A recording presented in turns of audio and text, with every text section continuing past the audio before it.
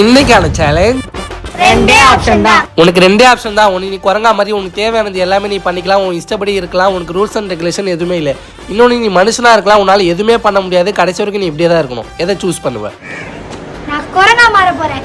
Jump jump. மனுஷங்கிட்ட தான் மூளை இருக்கு, யோசிச்சு எப்படி வேணா பார்க்கலாம். குரங்கா வந்து என்னைக்கு சாவும் தெரியாது. ஸோ மனுஷங்கிட்டே போயிடலாம். ரெண்டே ஆப்ஷன் தான். ஒன்று 10 லட்ச ரூபா பணம் இருக்குது, அதை வச்சு அதெல்லாம் ஒரு பிஸ்னஸ் ஸ்டார்ட் பண்ணிக்கலாம். இன்னொன்று ரேண்டம் ஜாப் இருக்குது, உனக்கு 50,000 ரூபாய் சேலரி. எதை சூஸ் பண்ணுவேன்? 10 லட்சம் எப்போ வேணா போயிடும். ஆனால் ஜாப் லைஃப் லாங். நான் ஜாப்க்கே போகிறேன். 10 லட்சம் பிஸ்னஸ் ஸ்டார்ட் பண்ணலாம், ஜாப் எப்போ வேணா போயிடும். 10 லட்சம் தான்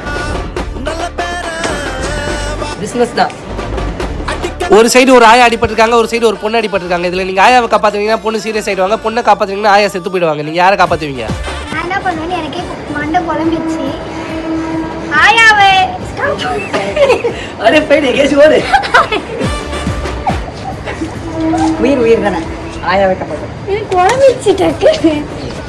ஆயாவை காப்பாற்றினா பொண்ணு சீரியஸாக தான் இருக்கும். ஸோ நம்ம ஆயாவை தான் காப்பாற்றணும். அப்புறம் பொண்ணு ஹாஸ்பிட்டலில் சேர்த்தலாம். ஸோ ஆயா நீங்கள் கன்ஃபார்மாக சாக போகிறீங்க. ஒரு சைடு பார்த்தீங்கன்னா பயங்கரமான நெருப்பு இருக்குது, அதில் வந்து சாவீங்களா? இல்லை இன்னொரு சைடு பார்த்தீங்கன்னா உறைஞ்சு போகிற அளவுக்கு ஐஸ் கட்டி இருக்குது, அதில் வந்து சாவீங்களா?